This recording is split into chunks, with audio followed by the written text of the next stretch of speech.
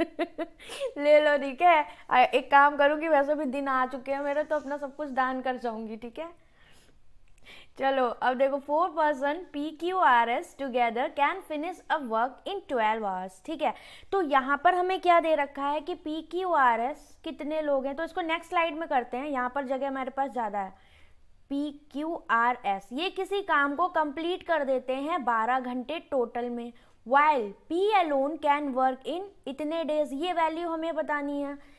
Are can work as destructor, R destructor की तरह work करता है, जैसे कि आपकी इनलेट आउटलेट पाइप होती हैं, सेम केस में ये आपका डिस्ट्रक्टर है, मतलब इसकी एफिशिएंसी नेगेटिव ली जाएगी, और ये डिस्ट्रक्टर की तरह काम करता है सेम एफिशिएंसी से जब ये आपका भरने वाला या फिर पॉजिटिव वे में काम कर रहा होता है। And R and S together, जब आर आपका डिस्ट्रक्टर होगा, can do a that work in 120 hours, तो यहाँ पर दे रखा है आर डिस्ट्रक्टर की तरह वर्क करेगा, तब आर और एस मिलकर टोटल वर्क को करते हैं 120 घंटे में कंप्लीट कर देते हैं। ओके, और हमें ये दोनों चीज़ें पता है, तो इसको हटाया मैंने, यहाँ पर लिखा आर और एस कंप्लीट करते हैं 120 आवर्स में। अब यहाँ पर एलसीएम 120 आया, इसका एफिशिएंसी 10 और इसकी आ गई 1। ओके, समझ में आया कि नहीं ये चीज़, बताओ।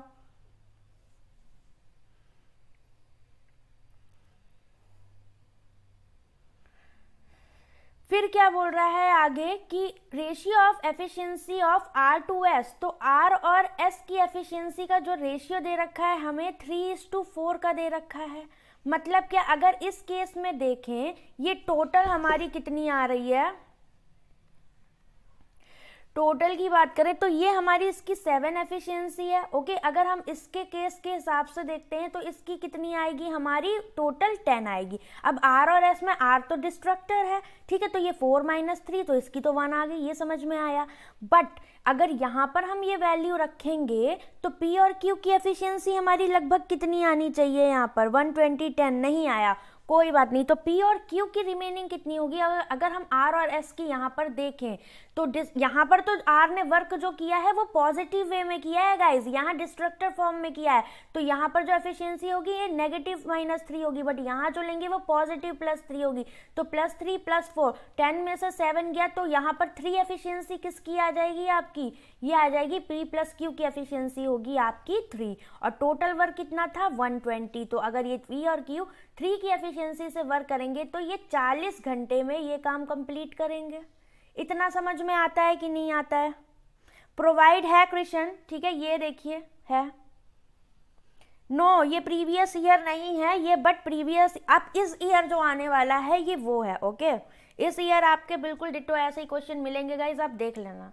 अब यहाँ पर देखो क्या रेशियो ऑफ एफिशिएंसी ऑफ ये दे रखा है, इस चीज को बहुत ध्यान से समझना कि ये जो 4 PQRS यहाँ जो काम कर रहा था ना, ये आपका कंस्ट्रक्टर की तरह काम कर रहा था, बट यहाँ से बोल दिया क्या कि अगर आपका आर डिस्ट्रक्टर की तरह काम करता है तो आर और एस मिलकर कितने में करते हैं 120, तो यहाँ आर ने डिस्ट्रक्टर की तरह काम किया तो आर की एफिशिएंसी -3 हुई, बट इस वाले केस में तो पॉजिटिव ही रही होगी, तो +3 ली होगी, तो ऑल ओवर बात करें तो 4 और 3 इनकी एफिशिएंसी हो गई 10, टोटल चारों की थी, तो 10 में से 7 गया कितना 3, ये जो 3 एफिशिएंसी आई ये P + Q की आई, और टोटल वर्क कितना था हमारा यहाँ पर 120, तो 120 से डिवाइड करोगे तो 3 चौको 12, B और Q मिलकर 40 घंटे में कंप्लीट कर देंगे।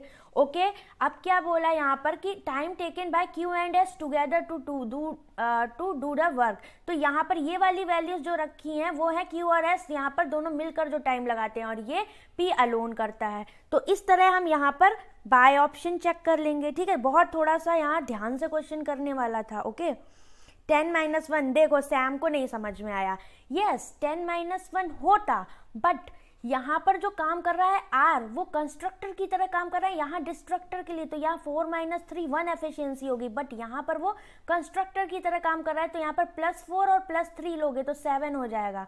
अब समझ आया कि नहीं, थोड़ा सा ध्यान से करने वाला क्वेश्चन है ये आपका।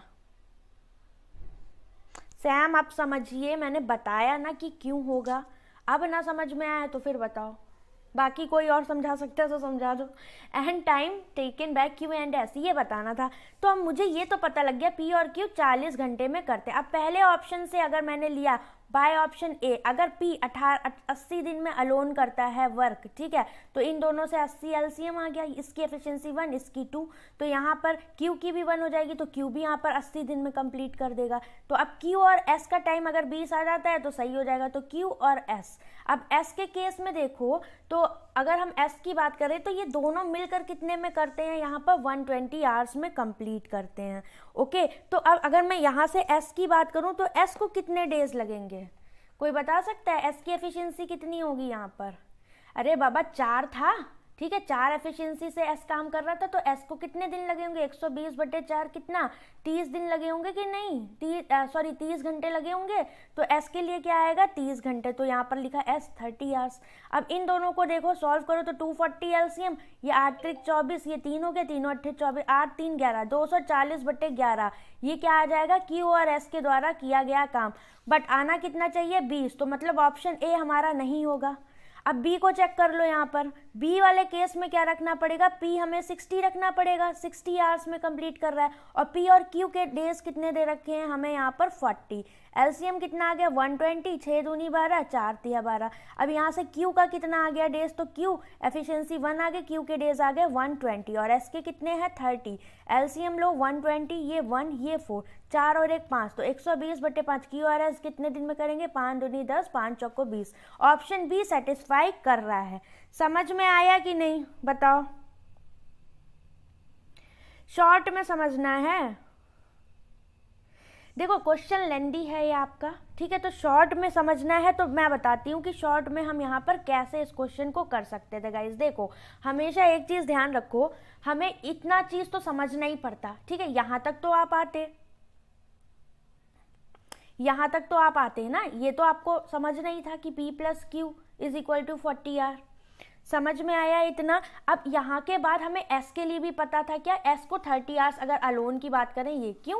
क्योंकि हमने यहाँ पर ये एलसीएम टोटल वर्क कितना लिया था? 120, और उस केस में हमारे पास S 30 घंटे में अलोन काम कंप्लीट करता, P और Q मिलकर 40 घंटे में।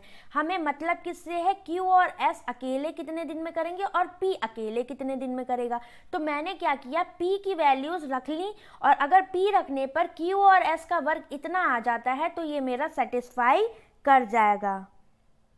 हाफ आया, बाउंस हो रहा है, ठीक है, कोई बात नहीं। अब रुक जाओ, क्वेश्चन मैंने पूरा ब्लैंक कर दिया। अब दोबारा देखो, क्या एक एक लाइन समझना, इस बार नहीं समझ में आया तो मैं फिर दोबारा नहीं बताऊंगी। PQRS, ओके, ये टोटल वर्क कंप्लीट करते हैं 12 घंटे में, इतना क्लियर है। अब इस केस में ये सारे कंस्ट्रक्टर हैं, मतलब जैसे इनलेट आउटलेट होता है, तो ये सारे पॉजिटिव एफिशिएंसी से काम कर रहे हैं। P अलोन कितने काम दिन में करता है ये नहीं पता, ये ब्लैंक है। If R can work as destructor, तो R अब आ गया और इसने वर्क किया डिस्ट्रक्टर की तरह, और R एंड S दोनों मिलकर काम कंप्लीट करते हैं 120 घंटे में। अगर R डिस्ट्रक्टर है तो गाइज इसकी एफिशिएंसी नेगेटिव होगी कि नहीं होगी? और इनकी एफिशिएंसी का रेशियो कितना दे रखा है? 3:4 का, तो इसकी एफिशिएंसी ये नेगेटिव होगी -3 और इसकी होगी +4। किस केस में? जब R डिस्ट्रक्टर की तरह काम कर रहा है। इस केस में R डिस्ट्रक्टर है आपका, और इस केस में R कंस्ट्रक्टर है। अब समझ में आया? एनोनिमस, थैंक गॉड, चलो एक का आंसर आया, वेरी गुड। उम्मीद थी भाई तुमसे। चलो यहाँ पर 120 एलसीएम आया, यहाँ पर इसकी एफिशिएंसी 10, इसकी कितनी हो गई? 1। क्यों हुई? क्योंकि 4 - 3 1 हो गई। बट इस केस में इसकी पॉजिटिव एफिशिएंसी लोगे, क्योंकि R और S आपके कंस्ट्रक्टर हैं, तो इसकी 3, इसकी 4। 10 में से 4 3 7 माइनस करोगे कितना? 3। ये किसकी आएगी? रिमेनिंग P और Q की। तो P और Q की एफिशिएंसी अगर 3 आई है तो P + Q कितने दिन में अलोन काम को कंप्लीट करेंगे? टोटल वर्क 120 और इनकी एफिशिएंसी 3, तो ये 40 आवर्स आ गए कि नहीं आ गए? अब सैम समझ में आया कि नहीं आपको, बताइए? इतना क्लियर? अब अगर S की एफिशिएंसी 4 है, टोटल वर्क 120 है, तो S अलोन कितने दिन में काम कंप्लीट करेगा? 120/4, 30 घंटे में ये काम कंप्लीट करेगा। ओके, Q S का भी पता लग गया। अब इतनी इंफॉर्मेशन मेरे पास गिवन है। अब हम जाएंगे किससे? By option. कैसे? ये आपके P के अलोन वर्क दिए हुए हैं और ये Q और S के, तो हम चेक कैसे करेंगे? P की वैल्यू रख के अगर ये मेरा Q और S के काम कितने दिन में करते 20 आ जाता है, तो हमारा ऑप्शन सेटिस्फाई हो जाएगा। अब क्लियर? तो चलो फर्स्ट ऑप्शन से यहाँ पर चेक करते हैं। पहला ऑप्शन कहता है पी को 80 घंटे लगते हैं और पी और क्यू के पास कितने हैं, 40 घंटे हैं। ठीक है, तो अब एलसीएम लेके जब सॉल्व करोगे तो इसका एलसीएम 80, तो यहाँ से क्यू के दिन भी कितने आ जाएंगे, क्यू भी 40 घंटे में काम करेगा। ओके, क्यों, क्योंकि दोनों की एफिशिएंसी यहाँ पर इसकी कितनी आ जाएगी, इसकी 1 आ जाएगी, इसकी 2, तो मतलब एक एक दोनों की हो गया। और एस दे रखा है 30 घंटे में करता है, तो अब यहाँ पर एलसीएम आया 120। ओके, अब इसको सॉल्व करोगे तो कैसे करोगे, यहाँ पर बताओ, सॉरी ये हमारा 80 घंटे आएंगे। ठीक है, तो यहाँ पर 8 त्रिक 24, 240 हो जाएगा। तो ये 3 आ गया एफिशिएंसी, इसकी 8 आ गई, 8 3 11। तो क्यू और एस मिलकर कितने दिन में काम कंप्लीट करेंगे, 240/11, ये आवर्स में आ गया। तो पहला ऑप्शन सेटिस्फाई नहीं करता, तो ये मेरा हो गया रॉन्ग। अब ऑप्शन बी की बात करेंगे। बी में अगर पी 60 घंटे में कंप्लीट करता है, ओके, और यहाँ पर क्या दे रखा है, पी और क्यू मिलकर करते हैं 40 घंटे में। एलसीएम कितना आ गया, 120, 6 दूनी 12, और ये हो गया 4 तिया 12। तो क्यू की एफिशिएंसी 1 आ गई, और 1 मतलब कि क्यू को कितने लगेंगे, टोटल 120 घंटे, और एस का दे रखा था 30। अब ये चीज़ें तुम्हें जल्दी दिमाग में करनी पड़ेंगी। क्या 120 आया तो ये 1 हुआ, ये 4 हुआ, 4 5, 5 दूनी 10, 5 चौको 20। तो क्यू और एस कितने 24 दिन में कंप्लीट करेंगे, मतलब ये 24 आ रहा है, तो ये मेरा सेटिस्फाई कर गया। क्लियर है कि नहीं। आर एंड एस की एफिशिएंसी का रेशियो इसलिए दिया गया है, अगर ये ना देता तो तुम पी और क्यू के बारे में कैसे अलोन निकाल पाते, या एस के बारे में अलोन वर्क कैसे निकाल पाते। ठीक है, वेरी गुड अंकित, ये चीज़ें कैसे निकाल पाते, ये सारी चीज़ें आपको यस पकड़ा गया क्वेश्चन, यही चीज़ समझने वाली थी। देखो कभी कभी क्या होता है, ऐसे क्वेश्चन आपको ये लाइंस आपको कहीं भी परेशान कर सकती हैं, मेंस में डीआई में भी कर सकती, तो बहुत केयरफुली पढ़ो कि कहाँ पर कौन किस तरह यूज़ हो रहा है। ओके, अब मान लो मैं कोई एम्प्लॉय हूँ, तो मैं किसी कंपनी में काम करके वहाँ पर पॉजिटिवली काम, मान लो कोई काम दिया गया तो मैं उस काम को कर भी सकती हूँ और उसको बिगाड़ भी सकती हूँ, अगर एफिशिएंसी मेरी सेम है। बट अगर वही काम मैंने, अब आप ही सोच लो कि आप कभी कभी क्या होता है, पढ़ाई करते हो है ना, और नहीं भी कर रहे हो, तो आप वही जो आपकी एनर्जी है वो कहीं और गलत चीज़ों में वेस्ट कर रहे हो। ठीक है, कोई अपने गर्लफ्रेंड से बात करने में वेस्ट कर रहा है, कोई कुछ कर रहा है, तो और वही चीज़ वही एनर्जी अगर आप पढ़ाई में लगाओ तो हो सकता है अच्छा हो जाए। तो वही चीज़ें हैं, थोड़ा इस तरह से समझो कि इन चीज़ों को थोड़ा केयरफुली पढ़ो, बस वही है, लाइंस पढ़नी है। अब देखो क्या, तो सी को चेक कर लो, सी में अगर पी 48 घंटे में करेगा, ओके, और क्यू के लिए कितना दे रखा है, पी प्लस क्यू है हमारे पास 40, तो एलसीएम कितना आ जाएगा यहाँ से गाइस, ये होगा 240, और ये होता है 5 40, 5 को 20, 5 ये आ गया, और ये हमारा कितना है 4 छंग 24। ठीक है, तो एक आ गया यहाँ पर, तो क्यू को कितने दिन लग जाएंगे यहाँ पर, 240 घंटे, और एस के कितने दे रखे थे हमारे पास 30, तो 3 और 24, 240 ये हो गया, 8 ये हो गया, 1 ये हो गया। ओके, 8 और 1 9, तो 240/9 ये भी नहीं आएगा, क्यों, क्योंकि 30 दे रखा था हमारे पास, तो सी भी ऑप्शन गलत हो गया। अब डी को चेक कर लेते हैं।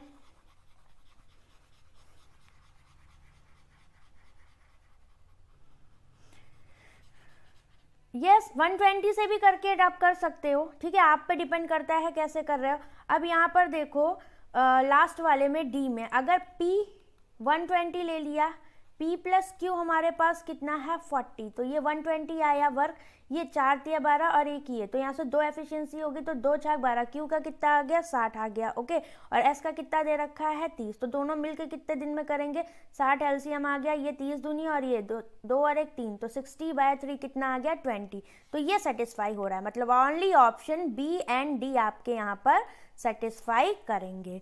देखो टाइम लगा समझाने में, बट अगर आप ऑब्जर्वेशन से करोगे, ठीक है, तो आप कैसे करते इस क्वेश्चन को, मान लो टोटल वर्क अपना 120, ठीक है, आप ऐसे भी कर सकते थे, मान लो टोटल वर्क 120, आपको अब इसके आगे कुछ नहीं सोचना, बस आप आवर्स देख के करते जाते, बट ये चीज़ें तो आपको यहाँ पर निकालनी पड़ती, इनके बिना आप ना कर पाते ना।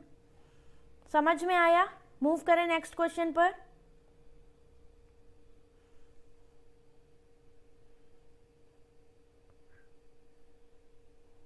चलिए इसको करिए।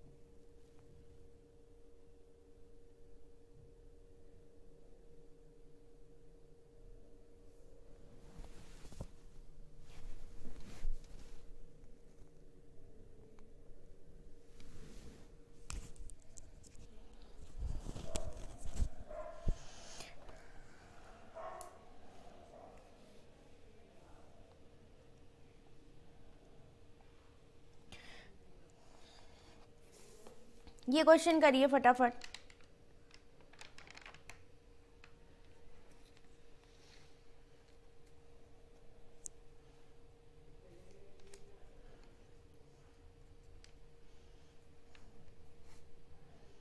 ओनली ए, ओके, और कोई?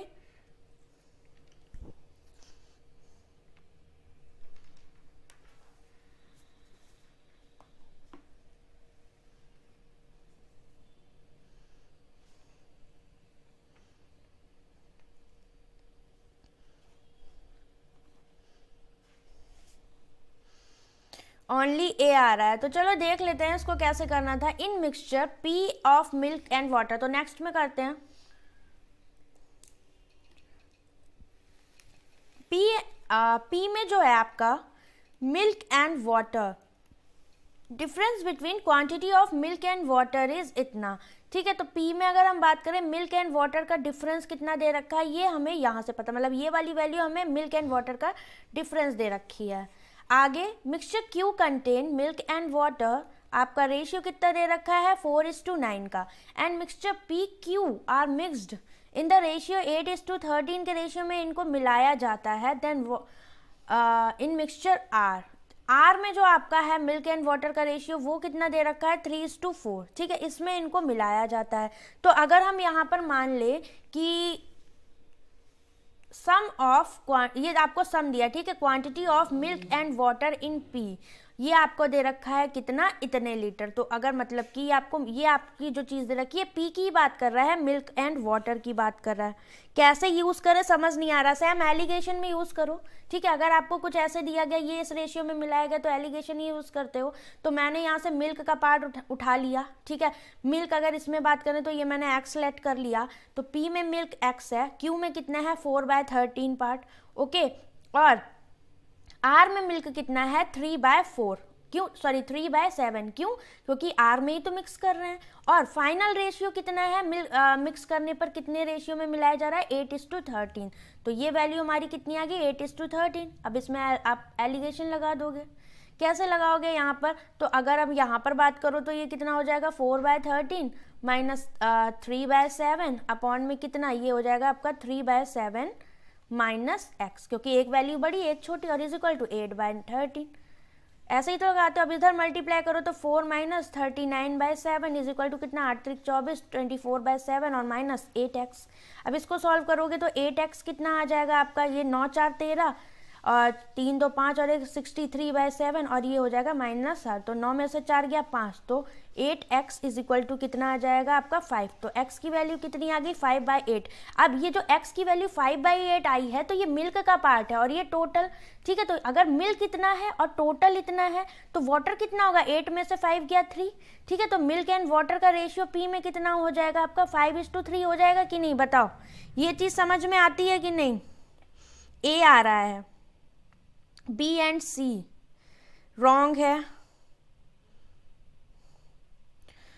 रॉन्ग है गाइस। अब यहाँ पर देखो इतना समझ में आया, हमने यहाँ पर एलिगेशन क्यों लगाया, मैंने मिल के ऊपर लगाया, क्यों, क्योंकि मुझे ये पता था कि पी में नहीं पता बट क्यू में पता है 4:9 का रेशियो है मिल्क एंड वाटर का, एंड इनको मिलाया जा रहा है 8:13 के रेशियो में, और किसके साथ मिलाया जा रहा है, आर के साथ, जिसमें आपका मिल्क एंड वाटर का रेशियो कितना है 3:4, तो मतलब पी क्यू और किस में मिलाया गया, आर में, और फाइनल रेशियो किस रेशियो में मिलाया गया 8:13, तो वो हमने यहाँ पर लिख दिया।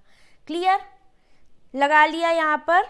अब इसके बाद क्या, हमें मिल्क एंड वाटर का रेशियो कितना मिल गया 5:3 का, ओके। अब 5:3 का रेशियो किस में है, पी में है, तो पी में हमें ये चीज़ क्या दे रखी है गाइज, ये हमें p माइनस क्यू दे रखा है और ये p प्लस क्यू। तो अगर 5:3 का रेशियो है तो ये मुझे क्या दे रखा है 5 - 3, और ये दे रखा है मुझे 5 + 3, कितना हो गया ये 2, और ये हो गया 5 3 8, मतलब 1:4 का रेशियो आना चाहिए। तो पहले में तो आ रहा है 20:80, कितना 1:4 का रेशियो, मतलब पहला सही है। दूसरे में देखो 45 अपॉन में 180, तो कितना 4 पंचे 20, 4 चौक 16, 16 17 18, तो 1:4 ये आ रहा है, बट तीसरे में नहीं आ रहा है, तो only option A and B 4 correct होगा यहाँ पर। समझ में आया कि नहीं, बताओ। थोड़ा क्वेश्चन टफ है, मान रही हूँ कि थोड़ा टाइम भी लग रहा होगा, बट गाइज मेंस के लिए तो प्रैक्टिस करनी पड़ेगी ना। ओके तो डीआई आप कौन सा इजी सॉल्व करते हो ये भी तो देखो। हम पीओ मेंस के लिए प्रैक्टिस कर रहे हैं ना यहाँ पर। कुछ नहीं, 8:13 का हमने यूज़ यहाँ पर जो किया है वो इसलिए किया है कि इन दोनों को टुगेदर मिक्स किया गया है किस रेशियो में, 8:13 में, to form mixture R which contain 3:4। कब क्या होता है, आप दो एवरेज लेते हो और यहाँ पर दोनों का एवरेज लेते हो, तो वही चीज़ यहाँ पर की गई है कि पी और क्यू है और इनको किस रेशियो में मिलाया गया या फाइनल रेशियो ये आया, वही चीज़ हमने यहाँ पर करी है। क्लियर हुआ कि नहीं बताइए।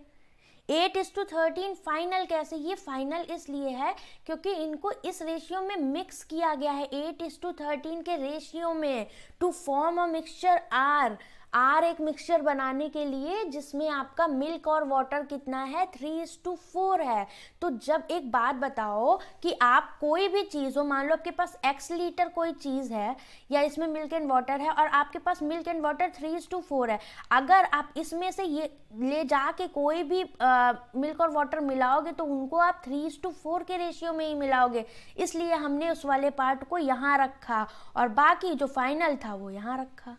अब क्लियर हुआ कि नहीं। 180 8 से डिवाइड नहीं हो रहा है, कहाँ पर, ये 45 से डिवाइड हो रहा है ना, ये 1:4 का रेशियो आना चाहिए। क्यों, क्योंकि ये 2:8 आ रहा है।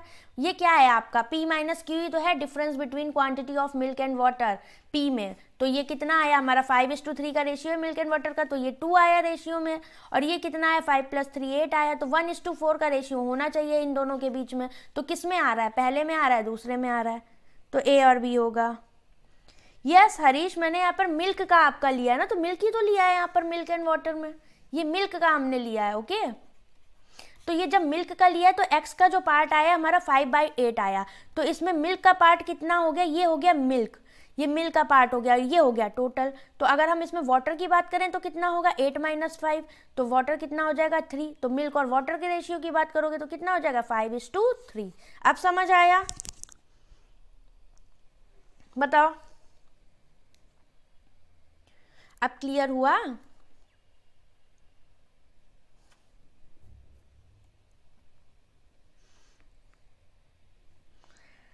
चलें आगे बढ़े, कोई डाउट यहां तक।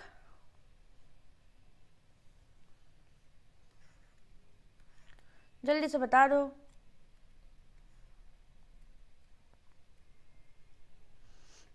चलिए आगे बढ़ते हैं। अब देखो थोड़ा सा एक, अब फिलर वाला हटा दिया, अब इसे करो। इसका तो इसमें दिक्कत नहीं आनी चाहिए। ये आपका आरआरबी पीओ मेंस का है, बताया तो हरीश।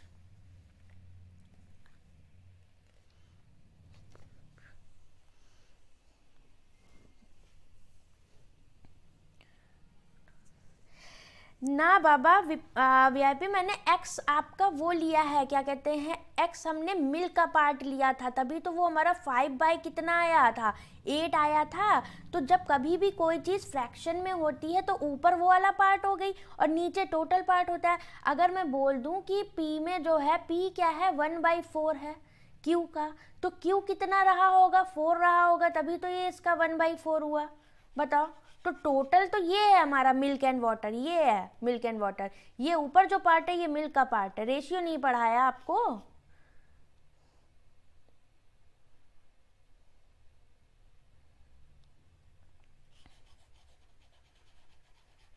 एक्स हमने जो लिया था वो मिल्क लिया था, क्योंकि मिल्क में हम एलिगेशन लगा रहे थे ना।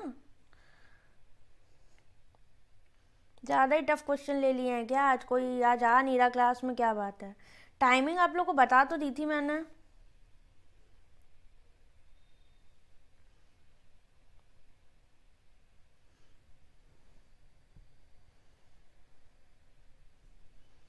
इतने बढ़िया क्वेश्चंस लिए हैं फिर भी कोई नहीं है, मतलब क्या कहने।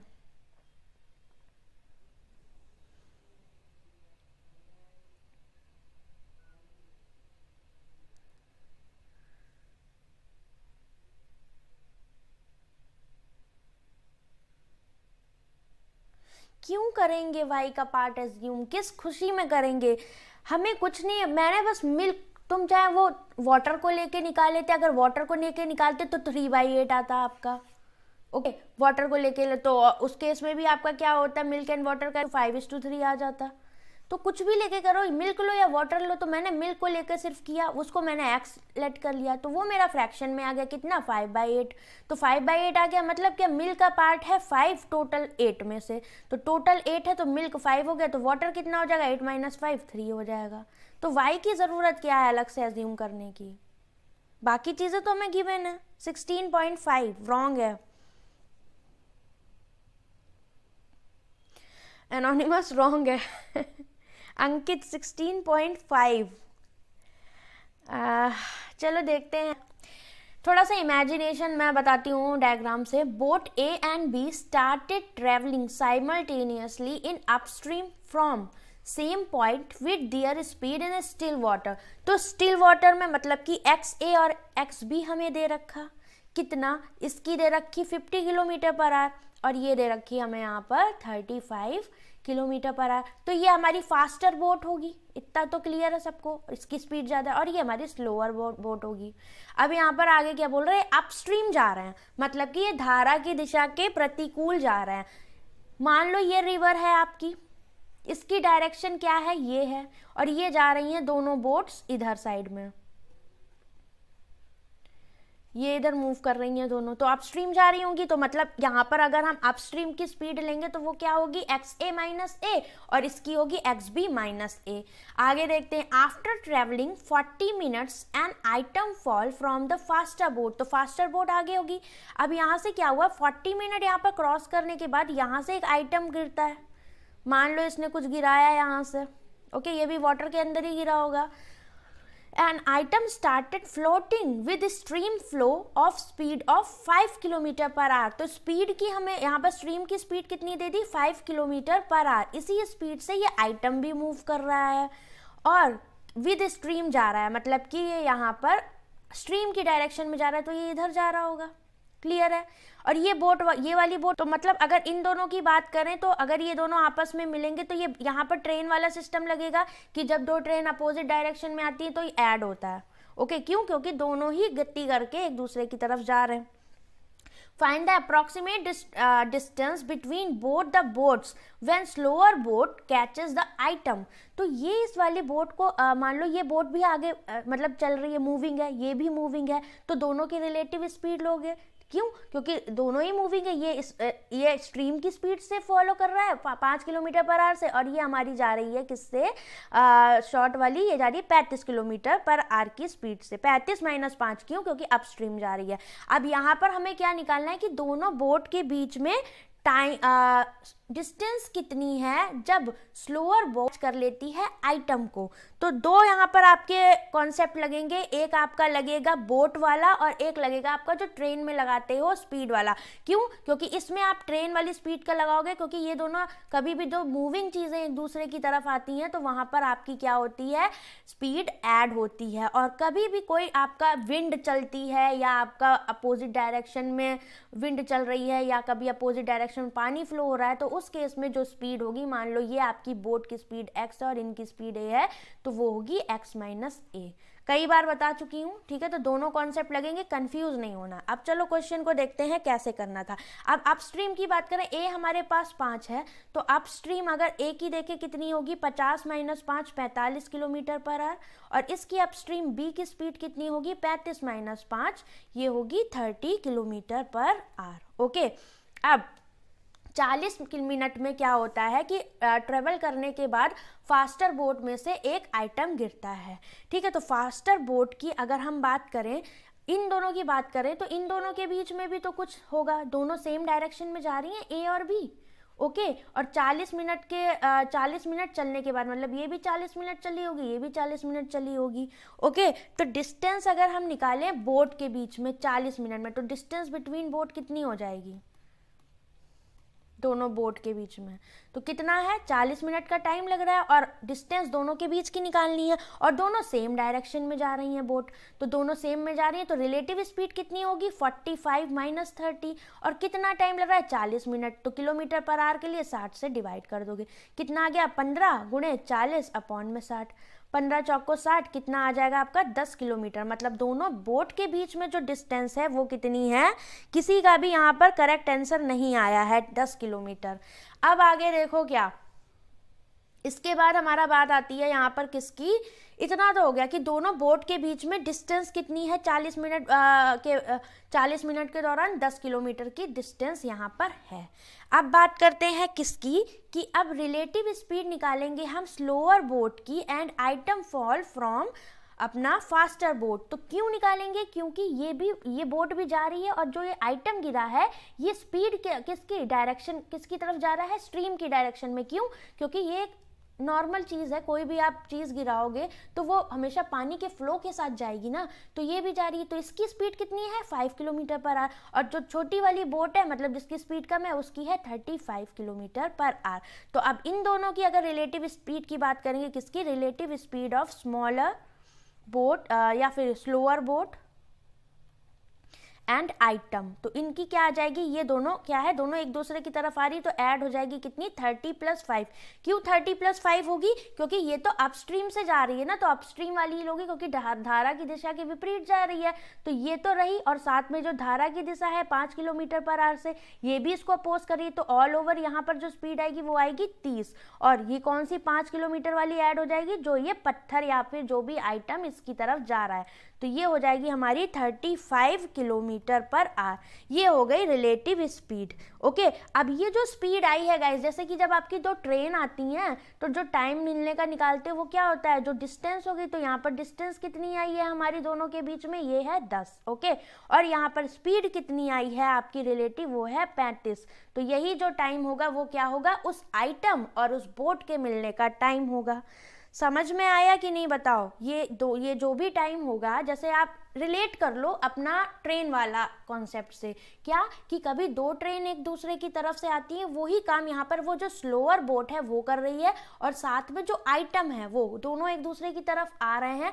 स्लोअर बोट अपनी अपस्ट्रीम की स्पीड से आ रही है, तो कितनी होगी 30 किलोमीटर पर आवर से, और जो आइटम आ रहा है वो स्पीड ऑफ स्ट्रीम से आ रहा है, तो 30 + 5 कितना हो गया 35 हो गई दोनों की रिलेटिव स्पीड।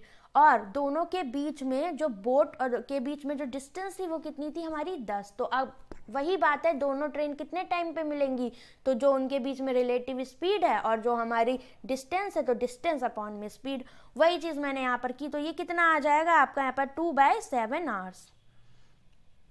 ओके, तो अब यहाँ से हम ये बोल सकते हैं कि इन दोनों के बीच में ये जो आइटम है, इसको मिलने से, बोट को मिलने में कितना टाइम लगा 2/7 आवर्स। तो उस 2/7 आवर्स में ये जो फास्टर वाली बोट थी ये भी तो इधर कहीं मूव कर जाएगी। ओके, फास्टर वाली बोट भी इधर कहीं मूव कर जाएगी। बफ हो रहा है,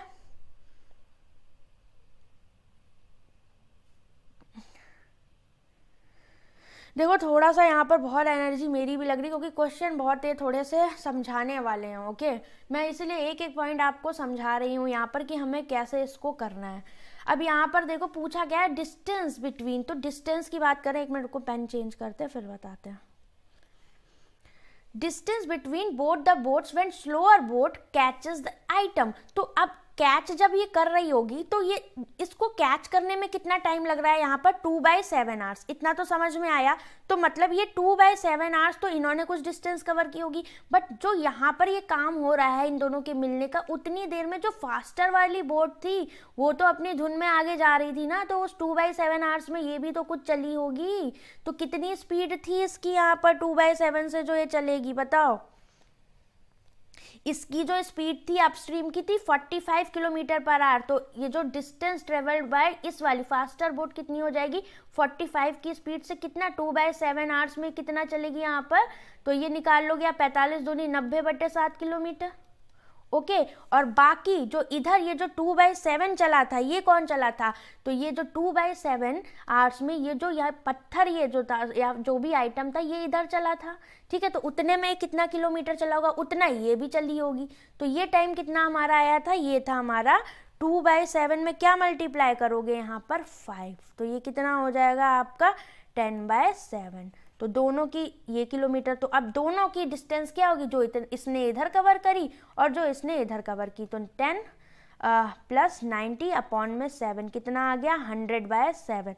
कितना हो गया 7 एकम 7, 7 चौक 28, 7 त्रिक 21, तो 14.3 समथिंग आ जाएगा किलोमीटर।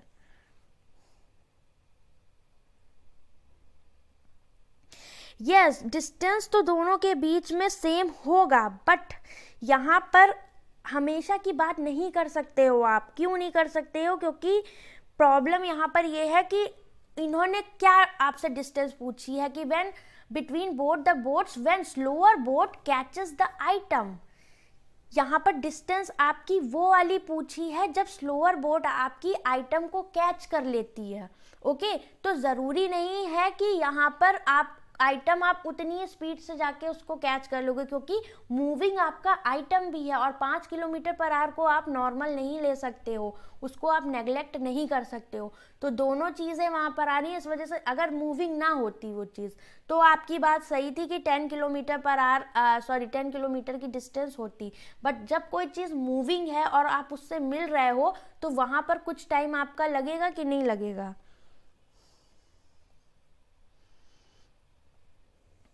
डिस्टेंस ऐसे समझो, क्या डिस्टेंस आपको निकालनी थी, दोनों चीज़ें जा रही थी अपनी अपनी, किसी को किसी से मतलब नहीं था, ये अपनी स्पीड से जा रही थी, ये अपनी स्पीड से जा रही थी, ठीक है। बट जब इसने यहाँ से ये आइटम फॉल हुआ, तो अब क्या हुआ, ये भी मूविंग था और ये भी मूविंग थी, ये दोनों एक दूसरे की तरफ आ रहे थे, तो यहाँ पर क्या थी, इन्होंने कुछ डिस्टेंस कवर की होगी कि नहीं की होगी, और उतने ही टाइम में ये जो फास्टर वाली बोट थी ये आगे निकल गई, तो इसने भी वही 2/7 आवर्स में कितना कवर की होगी, 45 × 2/7 मतलब 90/7 किलोमीटर इसने इधर कवर कर ली। तो ये डिस्टेंस हो गई, और साथ में ये जो बोट थी इस के बिहाफ पर ये जो आइटम था, इसको यहाँ तक पहुँचने में और इसको यहाँ तक पहुँचने में कितना, ये 5 किलोमीटर पर आवर की स्पीड से चल रही थी, तो 5 × कितना टाइम लगा था, 2/7 इतना डिस्टेंस और कवर किया होगा। ओके, तो कितनी हो गई टोटल हमारे पास यहाँ पर distance, 10/7 plus 90/7 is equal to 100/7। समझ में आया? नहीं होता है, देखो मैं ये क्वेश्चन इसीलिए आपको करा रही हूँ ताकि थोड़ा सा जब लेवल अच्छा कर लोगे पीओ में दिक्कत नहीं होगी, क्योंकि पीओ में वाकई पेपर ऐसा आता है कि दिमाग खराब होता है, मैथ्स में क्वेश्चन हिलाने में दिक्कत होती है। इसी वजह से कह रही हूँ प्रैक्टिस कर लोगे तो वहाँ पर कुछ चीज़ें ईजी पड़ जाएंगी आपके लिए। एनर्जी तो सबसे ज़्यादा मेरी लग रही है कि मैं क्यों लाऊं ऐसे ऐसे क्वेश्चन।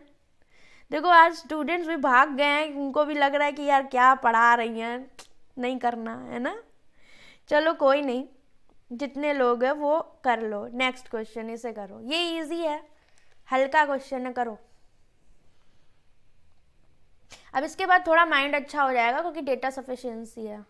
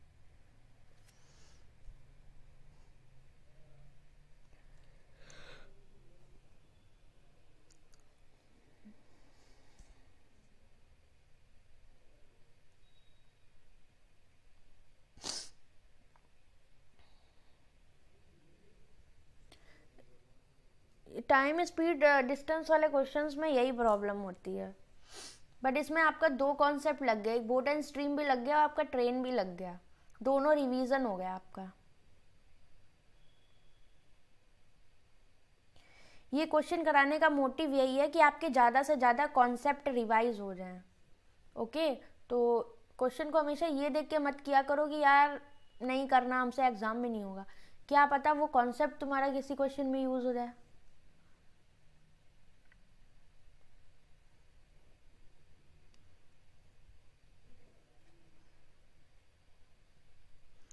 आज दुष्ट बच्चों आए नहीं हो तुम लोग सच में, है ना?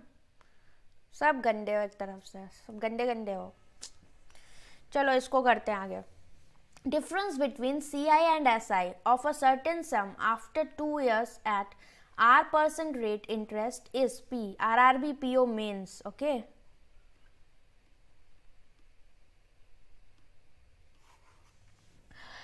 P and after 3 years the at same rate of interest is Q. मतलब 2 साल के लिए डिफरेंस P दे रखा है, 3 साल के लिए डिफरेंस Q दे रखा है, ओके? R क्या बोल रखा है? ये 2 साल के लिए, 3 साल के। रेट आपका R% है दोनों में, और रेशियो P एंड Q कितना दे रखा है आपका? 20:63। ये रेशियो दे रखा है हमें 20:63 दोनों का, ठीक है? If the certain sum is 16,000, P की वैल्यू हमें कितनी दे रखी है यहाँ पर? 16,000। Then find the difference between P and Q। तो प्रिंसिपल को P लेते थे हम, तो यहाँ मैंने स्मॉल p ले लिया है, ओके? 2 साल के लिए यहाँ पर आप फॉर्मूला यूज़ कर लो तो आपको ज़्यादा बेनिफिट होगा, ठीक है? हमें बस अपने मतलब के हिसाब से जहाँ फ़ायदा हो वो चीज़ें करनी है यहाँ पर, ओके? ये इसका फॉर्मूला ये होता है, इसका क्या होता है? R/100 का स्क्वायर एंड 300 प्लस R/100। अब इन्होंने बोल रखा है क्या? Find the difference between P and Q। Same sum दे रखा है कितना? 16,000। मतलब P की वैल्यू, ये तो स्मॉल p है, ये हमें दे रखा है 16,000, और हमें इन दोनों का रेशियो दे रखा है। तो P/Q करोगे जब, तो ऐसे करना पड़ेगा, ये गया, ये गया, ये गया, ये गया। P/Q is equal to 100/300 plus R आ जाएगा कि नहीं आ जाएगा, बताओ? तो हम यहाँ से लिख सकते हैं 300 प्लस R अपॉन में, या फिर ऐसे कर लो 100/300 plus R is equal to कितना? P/Q। और ये हमें कितना दे रखा है यहाँ पर? 20/63। ये कितना होता है? 20/2500। तो इसको 5 से मल्टीप्लाई करोगे कितना? 5×3=15, 5×6 = 30, 31। तो ये वैल्यू कितनी होनी चाहिए? 315। तो मतलब R की 115 में से 300 गया 15%।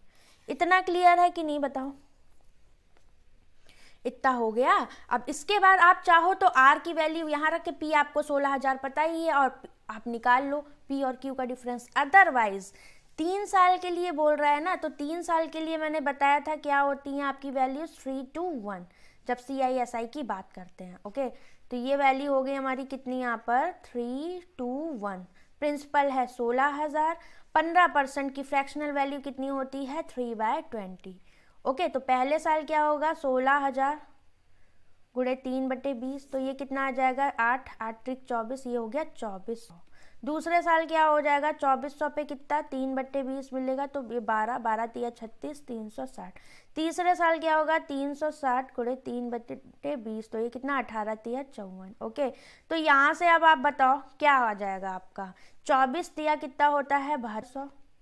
यहाँ पर 36 दूनी कितना? 72, तो 720, और ये आ गया 54। पूछा क्या है? P और Q का डिफरेंस, मतलब दूसरे साल CI/SI और तीसरे साल CI/SI का डिफरेंस। तो ये होगा आपका डिफरेंस, कितना आ गया? 4, 5, 6, 7, 774। ये आंसर हो जाएगा आपका। कौन सा? Option number E।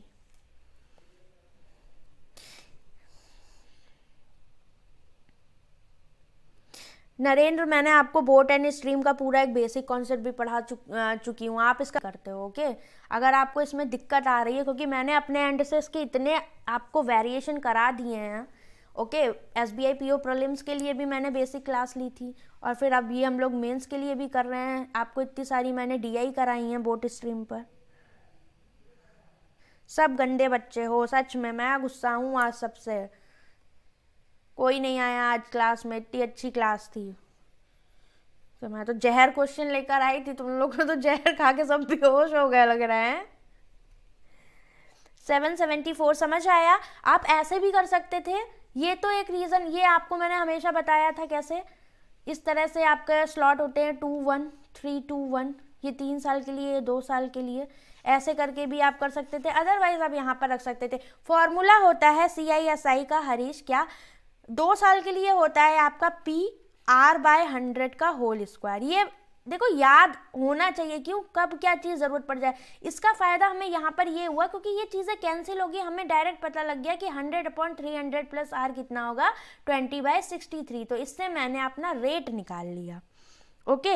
ये समझ नहीं आया क्योंकि आपको पता नहीं है कि 2 साल के लिए CI/SI क्या होता है और 3 साल के लिए CI/SI क्या होता है। देखो 1 minute. C I minus S I, इसका फॉर्मूला होता है 2 ईयर्स के लिए आपका होता है पी आर बाय 100 का स्क्वायर। ओके, और इसको वहाँ पर क्या बोल रखा था हम लोगों ने, पी दे रखा था इन्होंने, तो ये मैंने स्मॉल पी ले लिया। ये आपका प्रिंसिपल होता है, ये रेट होता है। और अगर 3 साल की बात करते हैं तो सी आई एस आई का डिफरेंस कितना होता है गाइस, ये होता है 3, ये सेम चीज़ आ गई, पी आर बाय 100 का स्क्वायर, और इसमें ऐड कर देते हैं 300 प्लस आर बाय 100। अब हमें, और ये कितना दे रखा था क्यू, और पी बाय क्यू का हमें रेशियो दे रखा था 20/63। तो मैंने क्यों यूज़ किया फॉर्मूला, वैसे तो हम फॉर्मूला यूज़ नहीं करते थे, बट यहाँ पर इसलिए किया क्योंकि जब हम इसको डिवाइड करेंगे तो मेरा ये पूरा पोर्शन कैंसिल हो जाएगा। पी बाय क्यू कितना आ जाएगा, 100/300 प्लस आर। अब समझ में आया, हरीश बता दिया। देखिए 3 साल का ये होता है, 2 साल का ये होता है, याद रखो।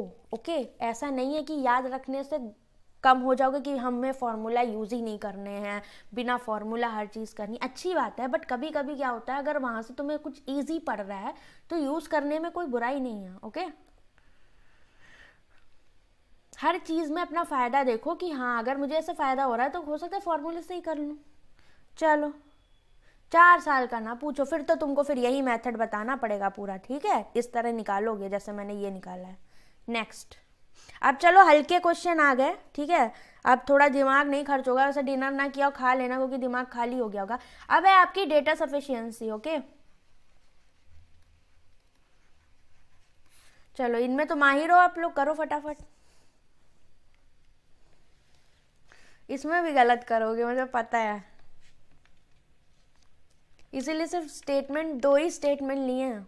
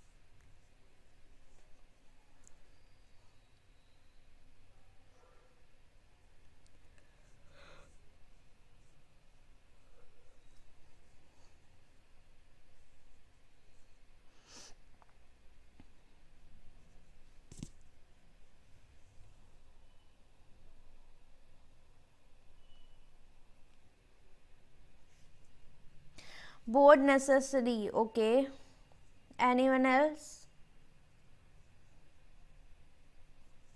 और कोई इसका गलत जवाब देना चाहता है?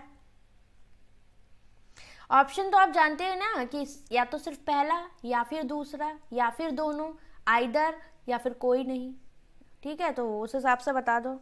बोथ रिक्वायर्ड, वेरी गुड, कितने अच्छे बच्चे हो। चलो देखो कैसे है, 8 years ago, ये तो तुम्हारा स्टेटमेंट में नहीं आता है। ओके, ये सबके लिए कॉमन होते हैं, ठीक है, तो इसकी वैल्यू हम यहीं छोटू छोटू करके लिख लेते हैं। 8 साल पहले ए की एज और बी की एज का जो रेशियो दे रखा है, कितना हमें दे रखा है, ये दे रखा है हमें 7:3 का।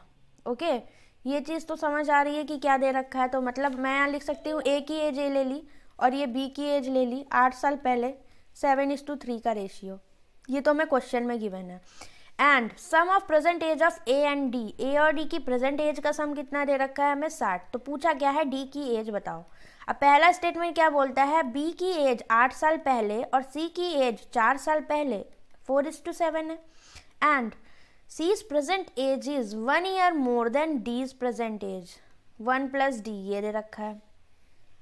अगर मैं पहले स्टेटमेंट को देखूं और ये वाला क्वेश्चन को देखूं, only 2, either, both required. Okay,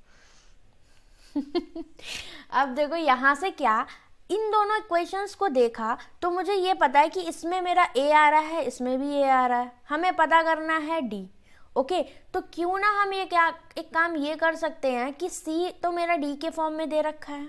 okay, ए और बी का रिलेशन पता है तो मैं यहाँ से बी को ए के फॉर्म में निकाल सकती हूँ। और यहाँ पर ए और डी का रिलेशन गिवन है, यहाँ से हम सी को बी के फॉर्म में निकाल सकते हैं और फिर इस बी को हम ए के फॉर्म में कर सकते हैं। ओके, तो मतलब सी भी मेरा ए के फॉर्म में आ गया, बी भी मेरा ए के फॉर्म में आ गया, दोनों चीज़ें ए के फॉर्म में आ गई। अब सी जब ए के फॉर्म में आ जाएगा तो हम यहाँ पर भी सी की को ए के फॉर्म में लिख सकते हैं, तो इस ए और डी का रिलेशन एक आ जाएगा और यहाँ पर भी हम ए का तो पता ही, और ये तो ए और डी का रिलेशन हमें पता ही है। तो दो इक्वेशन आपकी आ गई और दो वेरिएबल हैं, तो क्या आप यहाँ से ए और डी की वैल्यू नहीं निकाल पाओगे? निकाल लोगे। तो 1 से तो आपका आंसर आ जाएगा। अब नहीं समझ में आ रहा तो थोड़ा सा मैं सॉल्व करके बता देती हूँ कैसे। अब इसको पूरा स्प्लिट करोगे, ठीक है। अब मैं इसे पूरा सॉल्व नहीं कर रही, इसकी डायरेक्ट आपको इक्वेशन लिख के बता देती हूँ कि क्या आएगी। ओके, तो इसकी इक्वेशन आपकी यहाँ से अगर हम देखें तो ये आएगी 7b - 3a = 32। ओके, एक इक्वेशन आपकी ये आ गई। और अगर आप इसको सॉल्व करोगे यहाँ पर तो यहाँ से आपका क्या आ जाएगा, ये वाली आपकी आ जाएगी 7b - 4c = 40। एक इक्वेशन ये हो गई और ये हो गई 7b - 3a = 32।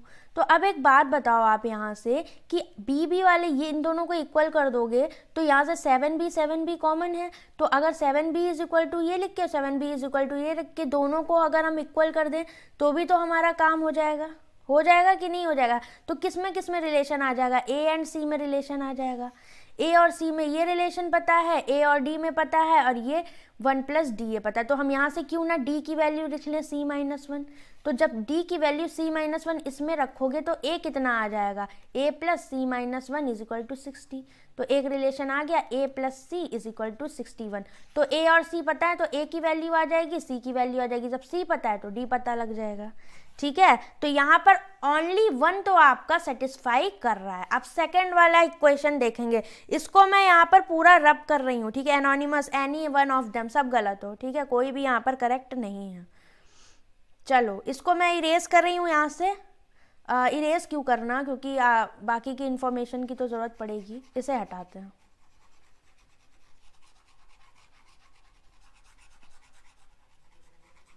देखो स्टेटमेंट 2 क्या बोलता है। अब इससे मेरी एक इक्वेशन आई थी, या फिर हम इससे मेरा एक रिलेशन आया था, क्या?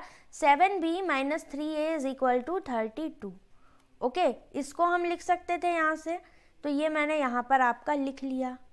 या फिर हम यहाँ पर क्या कर सकते थे, इतना हो गया और इस वाले से हमें एक रिलेशन पता था। तो अब हम क्या करेंगे, यहाँ पर स्टेटमेंट ये क्या बोल रहा है, a is 11 years older than c। तो a = 11 + c, ये स्टेटमेंट 2 कह रहा है। And 7 times of b is 65 more than 3 times of c। एक इक्वेशन हमें यहाँ पर ये दे दी।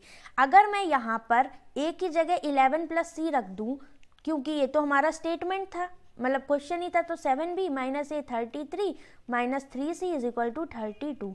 तो 7b - 3c = ये कितना आ जाएगा हमारे यहाँ पर, 3 2 5 और 3 3 6 65। और ये वाली इक्वेशन भी तो सेम है, 7b = 65 + 3c, ये लिख दो, या फिर उसको क्या लिख दो, 7b - 3c = 65।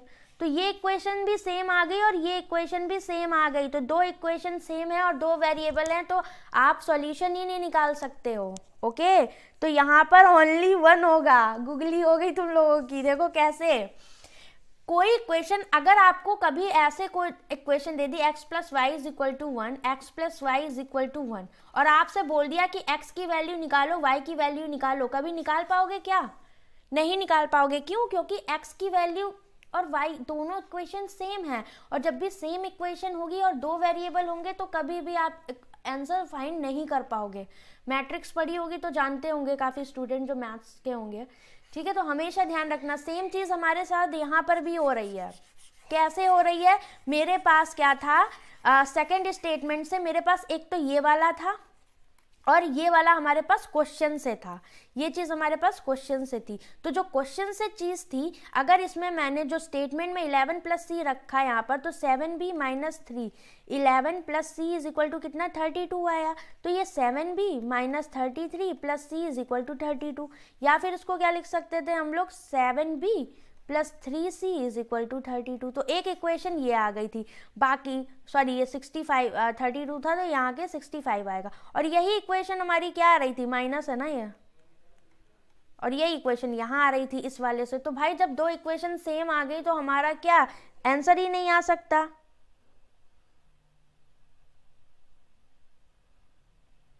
सेम ऐसे ही क्वेश्चंस आते हैं। ओके, तो यहाँ पर आपका ओनली 1 होगा। ये थोड़ा सा लेवल अप है। ओके, ये आपका SBI और IBPS PO लेवल का है गाइस, ठीक है, थोड़ा सा लेवल अप रखा है, थोड़ा इजी पाओगे इससे। देखो तब थोड़ा सा अच्छे लेवल के क्वेश्चन कर पाओगे, तभी तो वहाँ थोड़े कम में दिमाग चलेगा। और मान लो टफ आ गया तो फिर क्या करोगे, 1 number 2 number 3 number cut off जाती है। समझ ही सकते हो कि क्या होता होगा। ओके, समझ आया कि नहीं। यहाँ पर सिर्फ ओनली 1 होगा हमारा। ज़्यादा टफ लग रहे हैं क्या, इजी लाऊं कल से?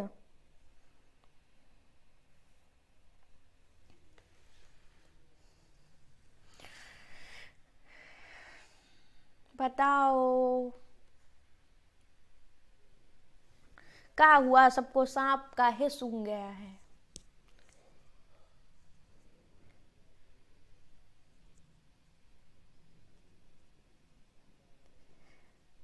जॉब लगेगी हरीश, क्यों नहीं लगेगी। हर क्वेश्चन ऐसा नहीं आता है, ठीक है।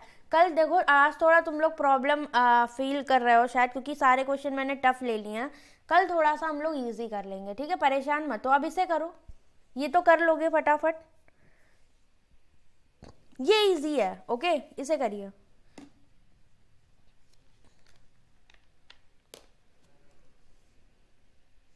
या गुगली हो गया। हमेशा ध्यान रखो, कभी भी दो इक्वेशन सेम आ जाए तो उससे आंसर कभी नहीं निकलेगा। ये SBI PO IBPS PO level है, ठीक है, इसमें तुम्हें ये कम नहीं मिलेगा इससे।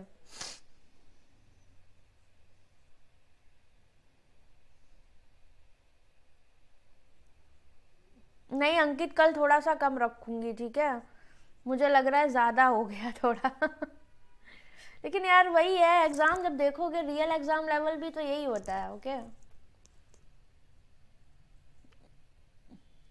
मैं क्वेश्चन कभी ये देख के नहीं उठाती कि टाइम कितना लग रहा है, मैं क्वेश्चन ये देख के उठाती हूँ कि उससे तुम्हें कितना सीखने को मिल रहा है, हर बार कुछ नया मिल रहा है कि नहीं, या फंसने वाला है।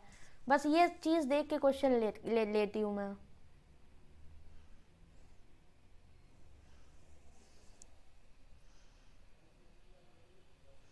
हरीश, मैंने आपको करा रखा है, ठीक है, अगर आप एक्सप्रेस वीडियो कोर्स वाले हो तो मैंने जो RRB का बैच अपना कंप्लीट कराया है उसके क्वेश्चंस ज़रूर कर लेना, वहाँ अर्थमेटिक DI दोनों कराई है। बाकी मेंस की प्लेलिस्ट आपकी बनी हुई है, ओके, यूट्यूब पर फ्री। तो मैम मेरी वाली देख लेना, RRB PO मीनाक्षी मैम डालोगे आपको मिल जाएगी पूरी, बहुत सारी 40-50 क्लासेस होंगी आराम से, उससे आपका अच्छा खासा भला हो जाएगा। ओके हरीश।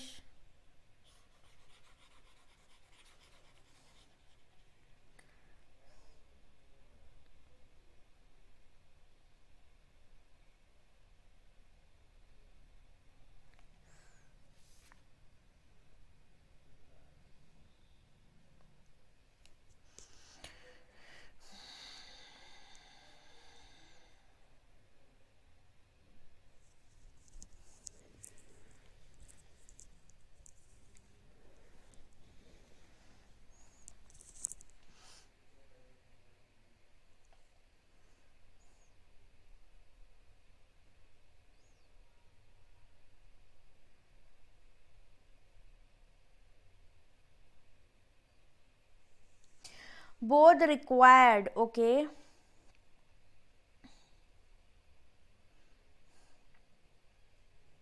एनोनिमस क्या हो गया आज तुमको, हाँ? Time taken by train A to cross train B while running in same direction इतना। तो सेम डायरेक्शन में जा रही होंगी तो दोनों की स्पीड क्या रही होगी, S1 माइनस S2 रही होगी, या डिफरेंस कर लो। Okay, and 17.5 seconds more than. तो टाइम की बात करें तो टाइम क्या होगा, डिस्टेंस अपॉन स्पीड। ओके, और ये मोर है किससे, distance upon time taken by train A to cross train C while running in same direction. तो C के लिए बात करें तो S1 S2 S3 ले ली A B C की। ओके, तो S3 होगी स्पीड C की, तो ये कितनी होगी S1 डिफरेंस S3, ये कितना टाइम लग रहा है 17.5 का। ओके, इतना हमें गिवन है क्वेश्चन से। अब स्टेटमेंट 1 क्या बोलता है, ratio of speed of train ABC की यहाँ पर अगर हम बात करें 7:5:3, ओके, ये स्पीड का रेशियो है यहाँ पर। अब क्या, and the length of train C is 75% of that of B। Okay, तो लेंथ की अगर बात करें तो B और C में क्या रिलेशन दे रखा है, अगर B की Y है तो इसकी 75% C है, तो ये कितनी है 3/4Y हो गई। ओके, ये स्टेटमेंट 1 बोल रहा है। तो स्टेटमेंट 1 से आपको कुछ समझ में आ रहा है कि अगर मैं इसकी स्पीड को 7x 5x 3x भी ले लूँ, ओके, तब भी हमें कुछ यहाँ पर समझ में नहीं आ रहा, और ये हमें ये भी दूसरे वेरिएबल में दे रखा है, मतलब 2 वेरिएबल तो हमारे पास आ रहे हैं। सम ऑफ, सेकेंड स्टेटमेंट क्या बोलते हैं, पहले से तो नहीं आएगा तुम्हारा, सेकेंड वाला बोलते हैं sum of 4 times of length of A। तो A की लेंथ नहीं पता, मैंने ये A ले ली, तो 4 times of length A and 3 times of length B। तो 3 टाइम्स ऑफ लेंथ B मतलब 4A + 3Y हमें कितना दे रखा है, ये दे रखा है 1000। तो ये 2 इक्वेशन हमें यहाँ पर पता है और ये स्टेटमेंट पता है। अगर मैं स्टेटमेंट 1 और 2 से भी आंसर नहीं आना, अगर दोनों को हम कंबाइंड भी यहाँ पर गाइस कर लेंगे, तो मुझे A नहीं पता, मुझे Y नहीं पता, X नहीं पता, D नहीं पता, कैसे निकालोगे? ठीक है, D में हमें क्या चाहिए, यहाँ पर हमें चाहिए किसकी length A plus length B चाहिए यहाँ पर, और यहाँ पर हमें length A plus length C चाहिए। ओके, तो ये हमारी x के फॉर्म में आ जाएगी, किसी y के फॉर्म में आ जाएगी, और ये x के फॉर्म में आ जाएगी, और इक्वेशन आपके पास सिर्फ एक ही रहेगी। तो क्या निकाल पाओगे यहाँ पर, बताओ? नाइदर, सैम का सही आ रहा है। बोथ रिक्वायर्ड यहाँ नहीं होंगे, किसी से भी आप आंसर नहीं निकाल सकते हो। मान लो अगर आप यहाँ पर y के फॉर्म में है ना ये सारी वैल्यूज, इसको यहाँ से आप a की वैल्यू निकालो, a कितना हो जाएगा आपका यहाँ से 1000 - 3y अपॉन में 4। मान लो आपने ये रखा, तो a की वैल्यू यहाँ पर y के फॉर्म में रख दोगे, बट फिर भी जब यहाँ रखोगे तो ऊपर x आएगा, y आएगा कि नहीं, y का टर्म आएगा, और नीचे S1 S2 में x है, तो ये नीचे x का टर्म आएगा, यहाँ पर भी y आएगा, यहाँ पर भी x आएगा। तो इक्वेशन तो तुम्हारे पास बस एक ही बची ना इसके बाद। तो इस इक्वेशन में एक इक्वेशन 2 वेरिएबल कैसे सॉल्व करोगे, आंसर नहीं आएगा। तो क्या होगा, कैन नॉट बी डिटरमाइन, या फिर कोई भी यहाँ पर रिक्वायर्ड नहीं है, नन रिक्वायर्ड, नन सफिशिएंट, किसी से भी आप आंसर नहीं निकाल पाओगे। जल्दबाजी में कैसे गलत हो जाता है, समझ आया कि नहीं बताओ? आया? यस अभिनीत, यहाँ पर कोई भी रिक्वायर्ड हमारा आंसर नहीं होगा। क्यों नहीं होगा, मैंने आपको बताया क्यों नहीं होगा, समझ आया? बढ़े आगे, इसे करो।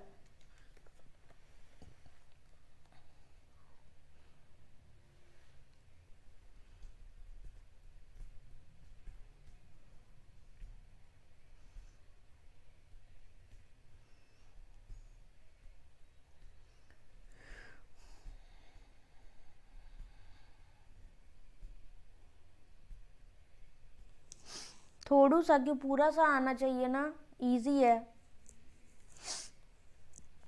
सिंपल सी बात है। वेरिएबल्स बन रहे हैं, इक्वेशन है नहीं, तो आंसर कहाँ से आ जाएगा?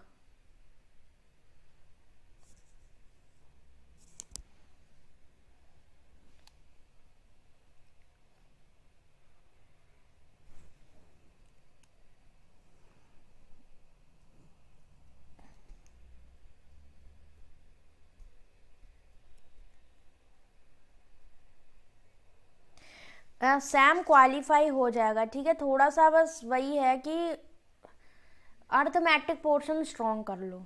वो आपको अर्थमेटिक और कुछ डीआईज जैसे होते हैं, तो इतना तो अंडरस्टैंडिंग हो कि आपको एवरेज निकालना आता हो, परसेंटेज निकालना आता हो, बाकी टाइम एंड वर्क मेंसुरेशन और जितने भी अर्थमेटिक के कॉन्सेप्ट हैं, इनके कॉन्सेप्ट क्लियर होने चाहिए। तो थोड़ा बहुत आप अच्छा कर लोगे, कोई प्रॉब्लम वाली बात नहीं है। यस, मेरा भी है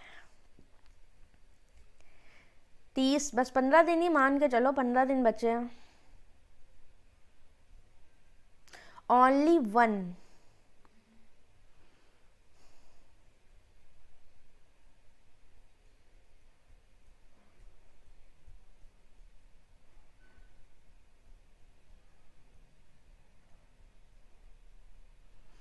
चलो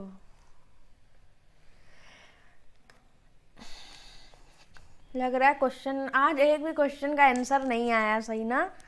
चलो कोई बात नहीं, होता है कभी कभी, ठीक है। होपलेस मत हो कि कर नहीं पाएंगे अगर एग्जाम में ऐसा आता है, तो इतना ध्यान रखना इससे इजी ही आएगा। Okay, in mixture A ratio of salt to sugar is 3:2 and in mixture B ratio of salt to sugar is 5:3।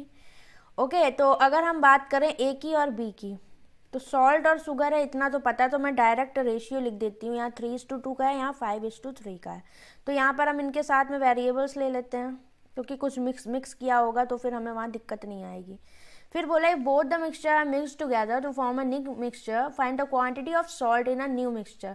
तो हमें टोटल क्वांटिटी सॉल्ट की पता करनी है, मतलब कितना सॉल्ट हमारा ये है और शुगर ये है, तो 3x और प्लस 5y हमें यहाँ पर फाइनल आंसर बताना है।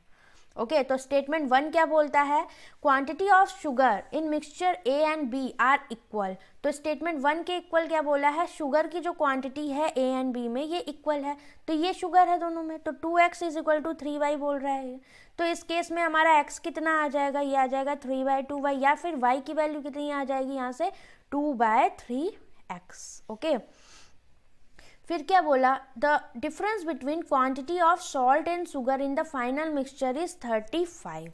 ओके, तो अब इन्होंने क्या बोला है कि दोनों में इक्वल कर दिया और दोनों को मिक्स किया गया। जो पहले के अकॉर्डिंग बात करें तो इन दोनों को मिक्स किया गया है, तो जो न्यू मिक्सचर आया है उसमें बात कर रहा है क्या, quantity of salt in new mixture. तो न्यू मिक्सचर क्या होगा गाइज, अगर दोनों को मिक्स किया गया है तो मतलब 3x 2x तो थे ही पहले, इनको कैसे मिक्स किया गया, सॉल्ट में सॉल्ट मिक्स करोगे, शुगर में शुगर, तो इसमें 5y ऐड करोगे और इसमें आप 3y ऐड करोगे, तो y की वैल्यू 2/3x है। तो यहाँ पर जब 2/3x करोगे तो ये कितना आ जाएगा 10/3x, और यहाँ पर 2/3x करोगे, 3 दूनी 6, तो 6 या फिर 3 3 करिए, ये हो गया 2x। तो इसको ऐड करोगे तो 3x प्लस 10/3x कितना हो जाएगा आपका, 3 तक का 9, तो ये हो गया 19x/3, और यहाँ पर ये ऐड करोगे तो 2 2 4x हो जाएगा। ओके, और इन दोनों का डिफरेंस कितना दे रखा है फाइनल में हमें, difference between quantity of salt and sugar in the final mixture, मतलब मिक्स करने के बाद ये डिफरेंस दे रखा है 35 का, तो कितना हो गया 4 तिया 12।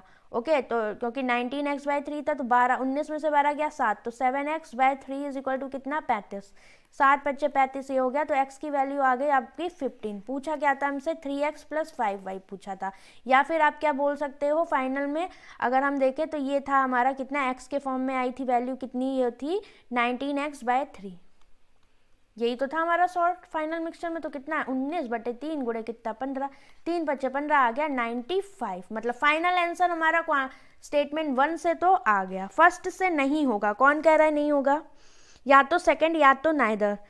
वेरी गुड सैम, आइदर होगा। ओके, यहाँ पर हमेशा ध्यान रखो कैसे हम कर रहे हैं। ओके, दिक्कत यहाँ पर ये नहीं है कि कैसे होगा, मैंने आंसर भी निकाल दिया है। फर्स्ट हमें क्वेश्चन में बोल रहा है कि दो हमारे पास मिक्सचर हैं ए और बी, और उनमें सॉल्ट एंड शुगर का रेशियो दिया है, फाइनल मिक्सचर बनाना है। तो ये तो पता है दोनों को मिक्स करना है, तो सॉल्ट को सॉल्ट में ऐड करोगे, शुगर को शुगर में ऐड करोगे। क्लियर। अब पहले स्टेटमेंट से क्या बोल दिया है कि दोनों में जो हमारा शुगर है वो इक्वल है, मतलब ये वाली क्वांटिटी इक्वल है फ्रॉम फर्स्ट स्टेटमेंट। तो यहाँ से मुझे y x का रिलेशन मिल गया, y की वैल्यू मैंने 2/3x ले ली। देन अब दोनों को जब मिक्स करोगे तो सॉल्ट को सॉल्ट में मिक्स करोगे, शुगर को शुगर में मिक्स करोगे, तो वही मैंने किया। तो 3x 2x लिख लिया, तो इसमें मैंने ये 5y 3y ऐड कर दिया। तो y तो ऐड नहीं कर सकते, तो y की जगह x वाला टर्म लिख दिया 2/3x। तो कितना ऐड करोगे 3x में 10/3x, और इसमें 2x में 2x ऐड करोगे, तो कितना आ गया फाइनल, सॉल्ट ये आ गया, शुगर ये आ गया, और दोनों का फाइनल में डिफरेंस कितना दे रखा था 35। तो यहाँ 35 रख के हमने x की वैल्यू निकाल ली। जब x आ गया तो पूछा क्या था, quantity of salt in new mixture. तो न्यू मिक्सचर में क्वांटिटी ऑफ सॉल्ट कितनी थी 19x/3, तो कितनी आ गई 95। क्लियर है कि नहीं। इक्वल करके ऐड होगा ना मैम, क्यों इक्वल करके ऐड होगा, इक्वल करके ऐड नहीं करना है ना, हमने x के टर्म में ले लिया ना, हमने पूरी क्वांटिटी ले ली 3x एंड 2x, ये 5x एंड 3x, तो यहाँ पे रेशियो से इक्वल क्यों कर रहा हूं। सेकेंड स्टेटमेंट क्या बोल रहा है, क्वांटिटी ऑफ शुगर, सेकेंड को दूसरे पन से कर देता ताकि याद रहेगा आपको कहाँ क्या लिखा है। अब इसमें बोला है quantity of salt in mixture B is 5, तो सॉल्ट कितना है बी में, ये है आपकी क्वांटिटीज शुगर एंड सॉल्ट की। तो शुगर ये था, सॉल्ट ये था, सॉल्ट बी में कितना है 3y, और ये कितना है 5 मोर देन इन मिक्सचर ए। तो ए में सॉल्ट आपका कितना था, ये था हमारे पास सॉल्ट टू शुगर, सॉरी ये हमारा सॉल्ट था, ओके, और ये हमारा शुगर था। तो सॉल्ट का दोनों का कितना है 5x minus 3, sorry 5y minus 3x हमें दे रखा है, ये दे रखा है कितना 5। तो यहाँ से और दोनों का रेशियो कितना दे रखा है 5y अपॉन 3x का, या फिर 3x अपॉन 5y का, क्योंकि ए और बी का दे रखा है। तो ये दे रखा था हमें 9:10 का। ओके, जब इन दोनों इक्वेशन को सॉल्व करोगे तो x अपॉन वाई कितना आ गया यहाँ से 3/2। तो यहाँ पर जब वैल्यू रखोगे तो x और y आ जाएंगे, आपके जगह नहीं है तो मैं डायरेक्ट लिख देती हूँ, कितनी आ जाएगी x 15 y 10 आ जाएगा। ओके, अब पूछा क्या है फाइनल रेशियो, तो आपको पता है 5y प्लस 3x होगा, तो 5 × 10 प्लस 3x मतलब 3 × 15। तो ये भी तो तुम्हारा 95 आ रहा है, मतलब आइदर वाला केस लगेगा कि नहीं, दोनों सही अलग अलग आपका आंसर यहाँ पर आ रहा है। समझ में आया कि नहीं बताओ। आज तो मेरा भी माइंड एकदम हो गया है समझाते समझाते। इक्वल करके ऐड, मैं समझ नहीं पा रही आरजे आप बोल क्या रहे हैं वहाँ पर। इक्वल करके ऐड होगा तो इक्वेशन इक्वल कहाँ की है, इक्वेशन इक्वल क्यों का, हमने यहाँ पर क्या किया, हमने यहाँ पर आपका रेशियो से नहीं किया है इस बार, हमने ऐसे किया कि इन्होंने हमसे बोला कि quantity of sugar in the mixture A and B equal. अब ये रेशियो अलग है ना 3:2, तो इनके रेस्पेक्ट में हमने x मान लिया, और ये रेशियो अलग था तो इनके रेस्पेक्ट में हमने y मान लिया। तो ये मान लिया सॉल्ट 5y हो गया, 3y हो गया बी में, और ए में हो गया 3x और 2x। अब ये जो हमने ये क्वांटिटी न्यूमेरिकल वैल्यू टाइप से मान ली, तो जब ऐसे मान लिया तो हमने जो जो इन्होंने बोला हम करते चले गए। हैंग हो गया माइंड, मेरा भी हैंग हो चुका है, ठीक है समझाते समझाते। नहीं समझ आया, समझ क्या नहीं आया आरजे ये बताओ। आपको सिंपल चीज दे रखी है कि ए में सॉल्ट एंड शुगर का रेशियो 3:2 दे रखा था, बी में इतना दे रखा था, ठीक है, और इन दोनों को मिक्स किया जाता है। कभी भी एक चीज ध्यान रखो, मिल्क एंड वाटर यहाँ कुछ दिया है, मिल्क एंड वाटर यहाँ कुछ दिया है, और बोला इन दोनों को मिक्स किया गया। मान लो यहाँ पर 4x है और ये 5x है, ये 3y है और ये 4y है। तो जब मिल्क ऐड करोगे, जब दोनों को मिक्स करोगे तो मिल्क मिल्क ऐड करोगे ना, और वाटर वाटर ऐड करोगे तो मिल्क मिल्क ऐड करोगे तो ये होगा 4x प्लस 3y, और वाटर वाटर ऐड करोगे तो 5x प्लस 4y।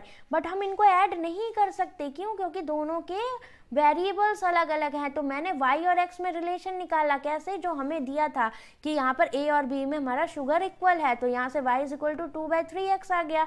तो वही केस में हमने y की जगह क्या लिखा, x के टर्म में वैल्यूज लिख दी। अब x के टर्म में सारी वैल्यू, जब ये भी x में आ गया ये भी x में आ गया, तो ईजी नहीं हो जाएगा।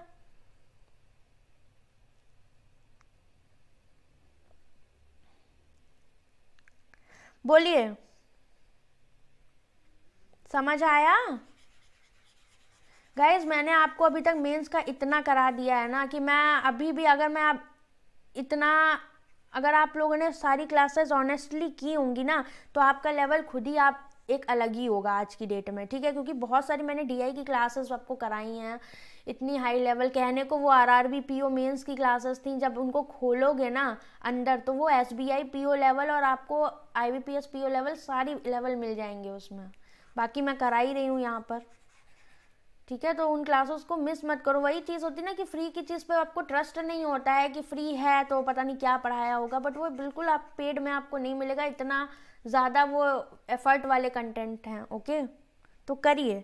अब समझ आ गया आरजे, चलो थैंक गॉड। चलो नेक्स्ट क्वेश्चन, ख़त्म हुए कि नहीं, 2 क्वेश्चन और हैं, नैया पार लगा दो और क्लास ख़त्म करूँ मैं।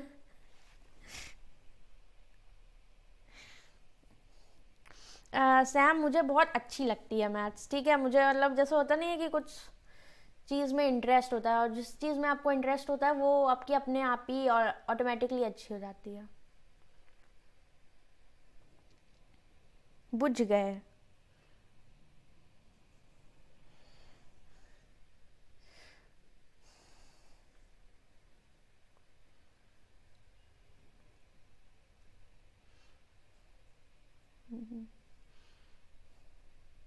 मुझे, मैं तो डिनर करके आई थी लेकिन अब मेरा पेट खाली हो गया है चिल्ला चिल्ला के, फिर भूख लगाएगी रात तक। प्रभाकर डीआई कल कराऊंगी, ओके।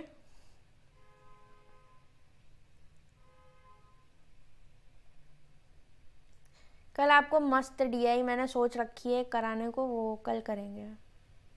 डीआई पढ़ाने में मुझे इतना एफर्ट नहीं लगता है, आज तो दिमाग खाली हो गया पूरा।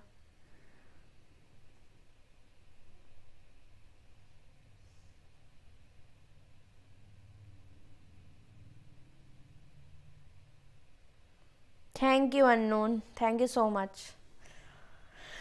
CISI वाले में वेरी कंफ्यूजिंग। अरुण पॉइंट बताओ क्या है, ठीक है पॉइंट बताओ, क्या समझ नहीं आया मैं रिपीट कर दूंगी, डोंट वरी। बाकी 2 बार समझा चुकी हूँ, एक बार पीछे वीडियो करके देखो तो। काहे जान ले रहे हो टीचर की। Only 1, okay. Harish Agarwal, board required, okay. चलो देखते हैं। A shopkeeper marked up article, तो मतलब CP मान लेते हैं 100, तो MRP कितना रहा होगा यहाँ पर 25, तो 125। Sold article 2 successive discount 5% and D%, तो इसको 100x ले लो, इसको 125x ले लो, क्योंकि परसेंटेज में भी लेते तो वो यूनिट फॉर्म में होता है, और अगर x लेके कर लेते तो एक एक न्यूमेरिकल वैल्यू हो गई, ठीक है, कि मतलब इतना प्राइस इसका रहा होगा। अब x नहीं पता कि क्या है, x के रेस्पेक्ट में रहा होगा। तो MRP पे ही डिस्काउंट मिलता है, पहले कितना मिल रहा है 5% का डिस्काउंट, मतलब 95% रहा होगा, और इस पे 3% का डिस्काउंट 100 बाय, ये क्या आएगा आपका, जो ये पूरा होगा ये होगा आपका सेलिंग प्राइस, ओके। और ये क्या है आपका मार्क्ड प्राइस, और अगर इस पूरे की बात करेंगे तो ये हो जाएगा आपका सेलिंग प्राइस, क्योंकि जब आपका कोई MRP होता है उस पर आपको छूट मिलती है, डिस्काउंट मिलता है, तो क्या होता है वो आप पे करते हो और वही आपका सेलिंग प्राइस होता है। फर्स्ट स्टेटमेंट क्या बोलता है, selling price of an article 1710, मतलब ये जो वैल्यू है पूरी ये किसके इक्वल होनी चाहिए 1710 के। अब बताओ एक वेरिएबल x है, एक वेरिएबल d है, तो मतलब स्टेटमेंट 1 से तो अलोन आंसर नहीं आएगा।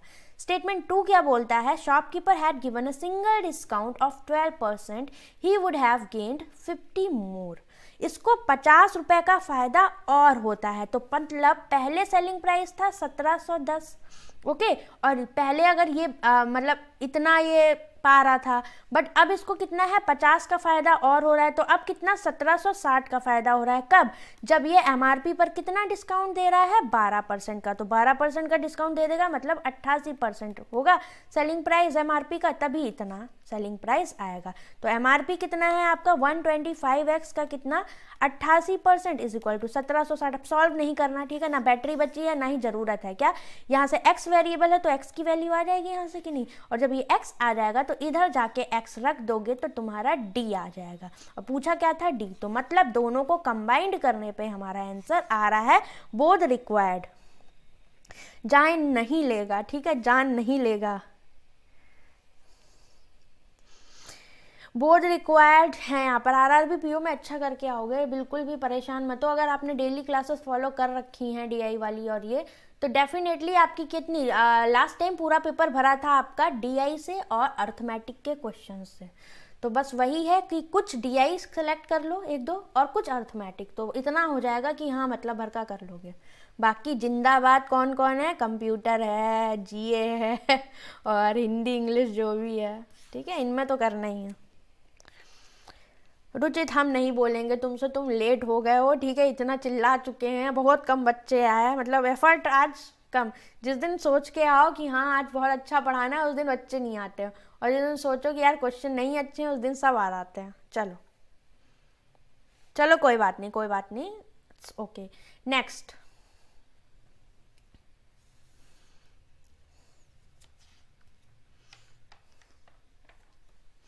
ये आखिरी क्वेश्चन है आज का। SP नहीं समझे, RJ कहा हुआ भैया तुमको, काहे नहीं समझे SP।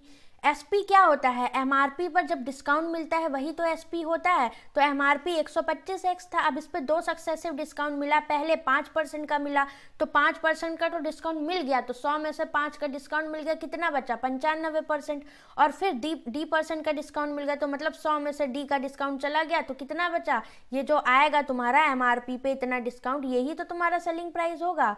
तो ये जो मैंने लिखा हुआ है ये पूरा, यही तो आपका सेलिंग प्राइस क्या है, ये सेलिंग प्राइस है पूरा। और अगर MRP की बात करोगे तो MRP कितना है हमारा 125x। ओके, और वही चीज़ यहाँ पर करी। स्टेटमेंट 2 क्या बोल रहा था कि यहाँ पर अगर वो 12% का डिस्काउंट, सिंगल डिस्काउंट देता है तो वो 50 रुपये मोर यहाँ पर पाता है। तो पहले कितना सेलिंग प्राइस, मतलब कितना पे कर रहा था, 1710। जो आदमी था वो दुकानदार को इतना पे कर रहा था, बट इसको चाहिए था 50 रुपये का प्रॉफिट और, तो इसने 50 के प्रॉफिट और के लिए क्या किया, 12% का डिस्काउंट सिंगल दे दिया। किस पर, MRP पर। तो 12 का डिस्काउंट मतलब 88%। इससे हमने x निकाला, और जब x आ गया तो इससे हमारी x आ गई, तो इसी से हमारी d आ जाएगी।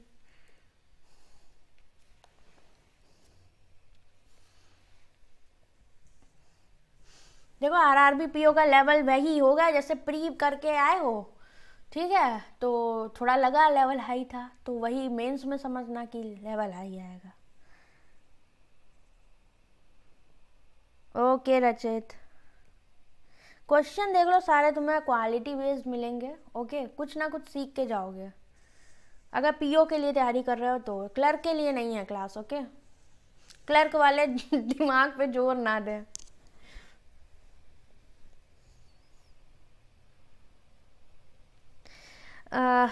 IB मुझे थोड़ा आइडिया नहीं है रचित, ठीक है।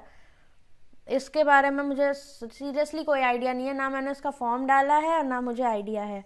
बट ये समथिंग लाइक आपका SSC की तरह होगा, और बाकी अर्थमेटिक तो सेम है सबकी। ये नहीं पता उसमें आपका ट्रिग्नोमेट्री और ये सब आ रहा है कि नहीं, एडवांस आ रही है कि नहीं।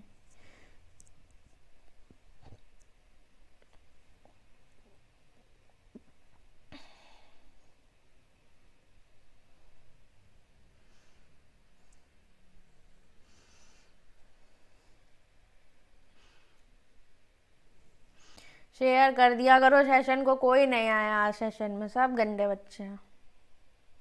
हम भी नहीं आएंगे कल से, जाओ। ओनली 2 इफ अ टैंक, ये वो ओनली 2। ओके, कुमार दीपू, बहुत बढ़िया भाई। चलो देखो कैसे, in a tank 2 inlet pipe.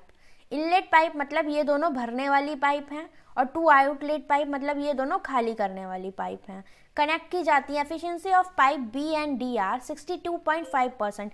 तो ये क्या होता है, 37.5%। आप सबको पता है 3/8 होता है, और 100 में से इसको माइनस करोगे तो कितना आता है, 62.5%। तो मतलब कितना, इसको आप किससे माइनस कर दोगे, 8 में से 3 गया 5, तो ये होता है आपका 5/8%। 5/8 इसकी फ्रैक्शनल वैल्यू होती है।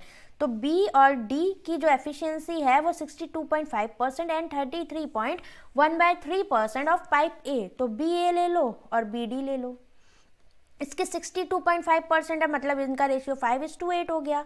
और अगर B और D की बात करें तो ये 1/3 है, ठीक है। तो D और A, तो ये इसकी 1 होगी और ये 3 A के रेस्पेक्ट में दे रखी हैं, तो ये उनके एफिशिएंसी का रेशियो। अगर ये एफिशिएंसी का है, डेज का कितना होगा 3:1, और यहाँ पर डेज का कितना होगा 8:5। ओके, तो ये बात हो गई BA की और ये बात हो गई DA की। नाउ अब चलते हैं स्टेटमेंट 1 पर। Pipe B and C together can fill the tank in 1 hour. 1 hour में कंप्लीट करता है। B की अलोन एफिशिएंसी नहीं पता, C की नहीं पता, तो पहले तो आंसर नहीं आएगा।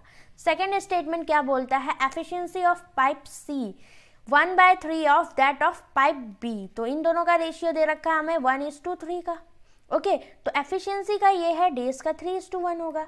C alone can empty the 50% tank in 60 minute. तो 50% को 60 मिनट में खाली करता है, तो 100% को कितने में खाली करेगा, 120 मिनट में। तो C कितने में करता है, अकेले 120 मिनट में खाली कर देता है। तो यहाँ पर डेज के अकॉर्डिंग देखें तो 3:1 का रेशियो है, तो C के डेज कितने, 3 की वैल्यू 120, तो B की वैल्यू कितनी आ जाएगी, 3 चौको 12, 40 हो गया। तो 1 यूनिट की वैल्यू होगी 40 मिनट।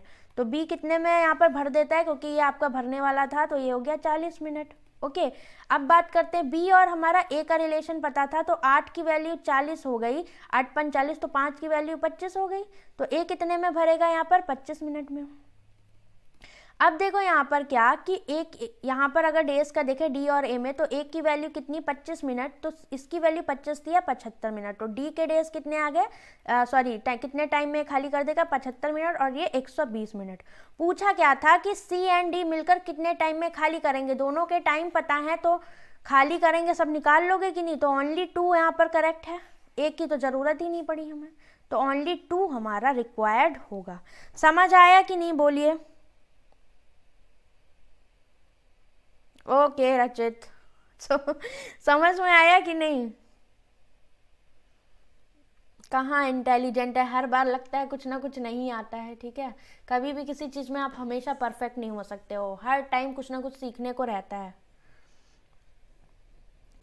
समझ आ गया? ओनली 2 यहाँ पर करेक्ट होगा, ठीक है। तो चलो क्लास को अब एंड करते हैं गाइज। ओके, सेशन पसंद आया तो लाइक वाइक कर दिया करो, शेयर कर दिया करो, कृपा कर दिया करो, ठीक है। और क्वेश्चंस वाकई बहुत अच्छे थे।